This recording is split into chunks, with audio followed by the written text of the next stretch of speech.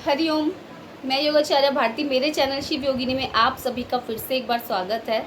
तो दोस्तों, हमारा आज का टॉपिक है गैस्ट्रिक। क्या आपको भी रहती है गैस्ट्रिक की समस्या और वो किसी भी तरीके से नहीं ठीक हो रही है? तो आज हम उसी के ऊपर चर्चा करेंगे। तो दोस्तों, यदि आपको गैस्ट्रिक हमेशा बनी रहती है, हमेशा ये प्रॉब्लम आपको होती है और गैस्ट्रिक से और भी ज़्यादा बॉडी में प्रॉब्लम स्टार्ट हो जाती है, जैसे कि सर दर्द होना और हमेशा बॉडी में पेन होना या फिर कब्ज वगैरह, ये सब प्रॉब्लम गैस्ट्रिक से होती है। तो कैसे आखिर आप इसे ठीक करें? तो कोई भी मैं आपको ऐसा उपाय नहीं बताऊंगी जो बहुत महंगा है या आप ना कर सके और कठिन है, कुछ भी ऐसा मैं आपको नहीं बताऊंगी। तो सबसे पहले आपको ये जानना होगा कि गैस्ट्रिक की समस्या होती कैसे है।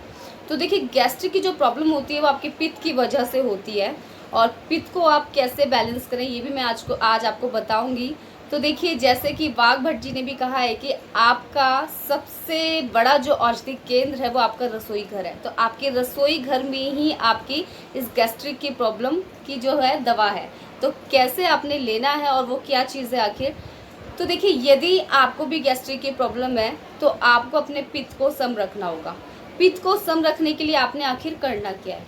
देखिए, पित्त को सम रखने के लिए सबसे ही अच्छा उपाय है गाय का देसी घी जो होता है उसको बहुत अच्छे से आपने खाना है, यानी कि अधिक मात्रा में यदि आप खाएंगे तो आपका पित्त सम रहेगा।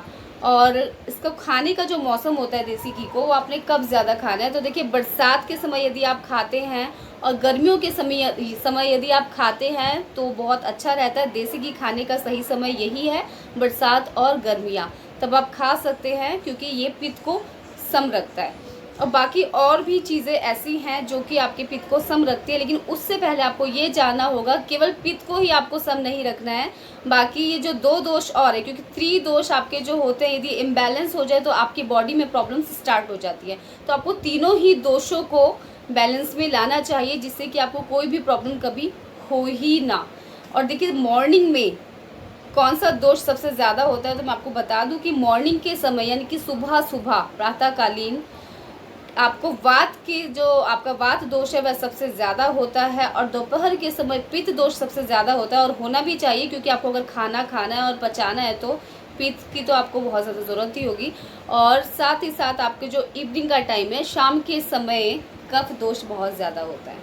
तो कैसे आप पित्त को बैलेंस करें कि आपको गैस्ट्रिक की प्रॉब्लम ना हो? बाकी मैंने आपको वात और कफ का जो है मैंने और वीडियोज़ में बताई कि आपने उसको कैसे बैलेंस में लाना है। देखिए, अब जैसे जैसे आप देख रहे हैं कि ये जो आपके त्रिदोष हैं, इनकी जो टाइमिंग है वो बार बार मतलब कि बढ़ती घटती रहती है। जैसे कि मॉर्निंग है आपका, जैसे कि मैंने बोला है कि आपका वात बहुत ज़्यादा होता है और दोपहर में आपका पित्त और रात की यानी कि शाम के समय आपका कफ बहुत ज़्यादा होता है। तो आखिर कैसे आप पित्त को बैलेंस करें? जैसे कि मैंने आपको बताया है कि यदि आप गाय का देसी घी खाते हैं तो आपका पित्त बैलेंस में रहेगा।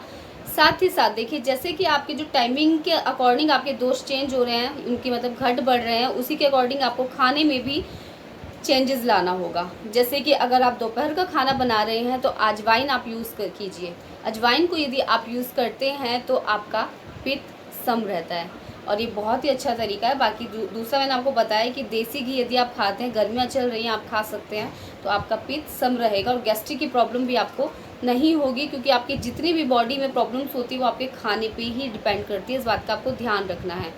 और बाकी चीज़ें जैसे कि मैंने आपको कहा है कि आपको वात, पित्त और कफ तीनों को ही बैलेंस में रखना है। तो कफ को और वात को कैसे बैलेंस में रखें, मेरी और भी वीडियोज़ में मैंने आपको बताया है, आप उसको भी एक बार देख लीजिएगा।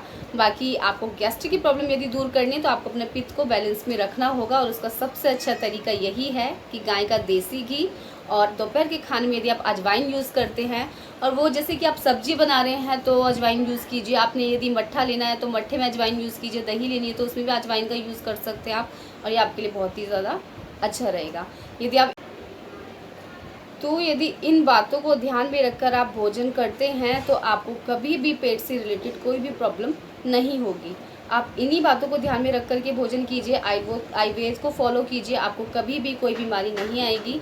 आप सभी का मंगल हो, आप सभी खुश रहें, मुस्कुराते रहें। हरिओम।